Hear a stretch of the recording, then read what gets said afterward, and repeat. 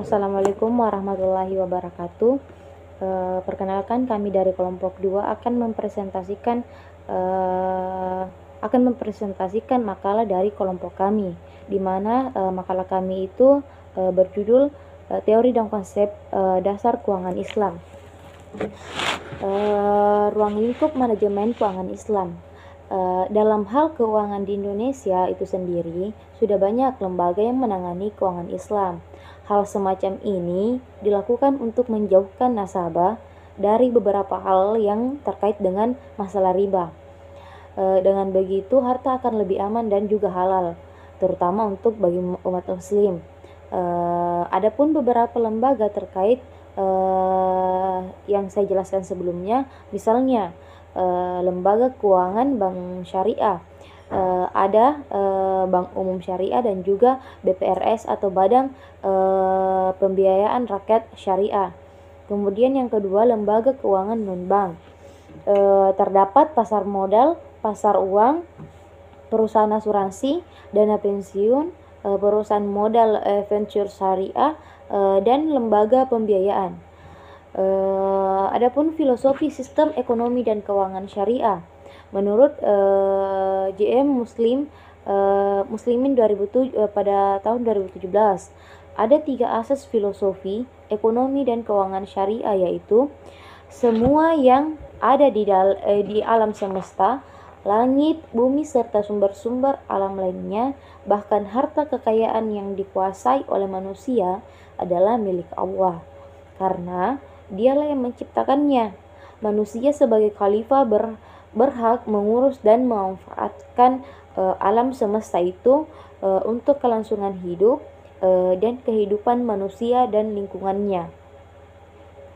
Allah menciptakan manusia sebagai khalifah dengan alat perlengkapan yang sempurna agar ia mampu melaksanakan tugas, hak, beserta kewajibannya di bumi ini. Semua makhluk lain, terutama flora dan fauna, diciptakan untuk manusia. Mengapa demikian?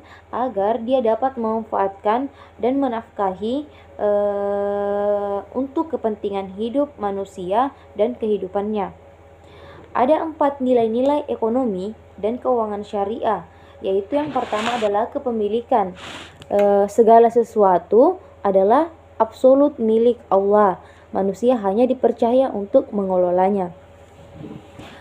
Yang kedua yaitu berusaha dengan keadilan.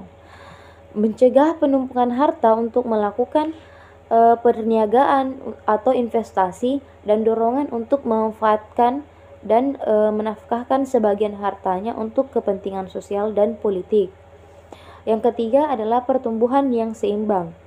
Pengelolaan harta dengan tetap memperhatikan keseimbangan spiritual dan kelestarian alam. Kemudian yang keempat adalah bekerja sama dalam kebaikan. Tolong menolong, bahkan dalam kompetisi sekalipun, harus dilakukan untuk dan dalam kebaikan.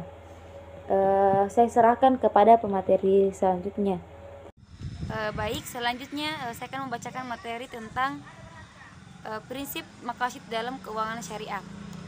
Tujuan utama dari ekonomi Islam adalah maqasid al-syariah itu sendiri, yaitu tercapainya kebahagiaan di dunia dan akhirat atau falah melalui tatanan kehidupan yang baik dan terhormat. Itulah kesejahteraan hakiki yang untuk sampai padanya harus ada perlindungan terhadap keimanan, ilmu, kehidupan, keturunan, dan harta. Maqasid syariah bila diartikan secara bahasa berarti memiliki arti yaitu tujuan syariah.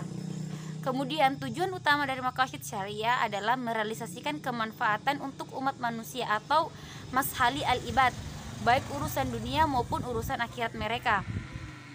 Maqasid syariah adalah jantung dalam ilmu usul fikih. Karena itu maqasid syariah menduduki posisi yang sangat penting dalam merumuskan ekonomi syariah.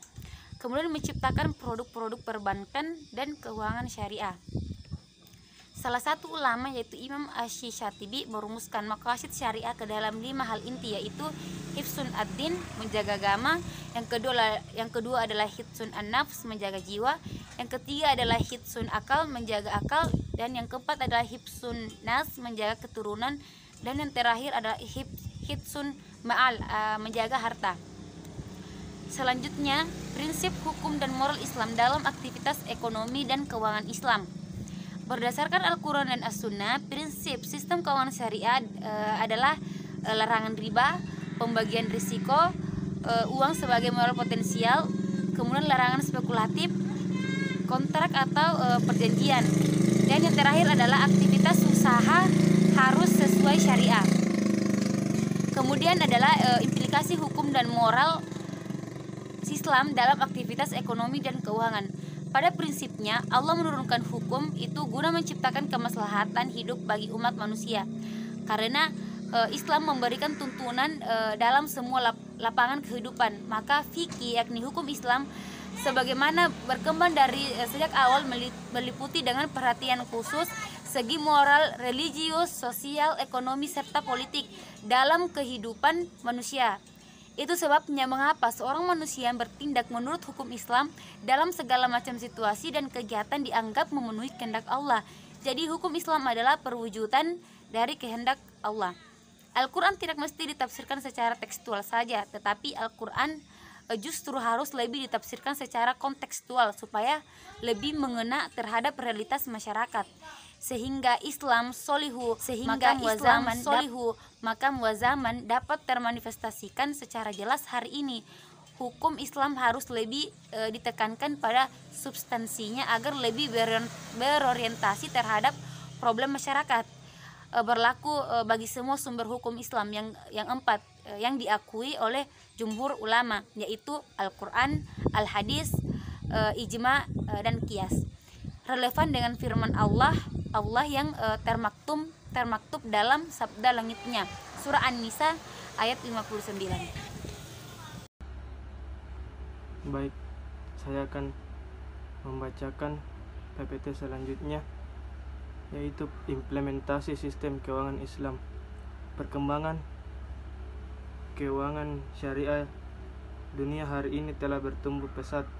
Hal itu terlihat dari total aset keuangan syariah di dunia sebesar 137 miliar dolar Amerika Serikat pada 1996 dan telah mencapai 1,8 triliun dolar pada 2013. Dalam kurun waktu 17 tahun di beberapa negara besar, pangsa keuangan syariah telah mencapai di atas 20%. Di Indonesia, total aset keuangan syariah mencapai sekitar 524 triliun serta pangsa pasar syariahnya masih di bawah 10%. Ini merupakan kesempatan bagi kita. Lembaga keuangan syariah saat ini telah ada dan berkembang dengan cukup pesat. Telah banyak varian dari LKS seluruh Indonesia, termasuk pula adalah bank syariah. LKS merupakan lembaga keuangan yang beroperasional dan berjalan dengan prinsip syariah Islam. G. Infrastruktur sistem keuangan Islam.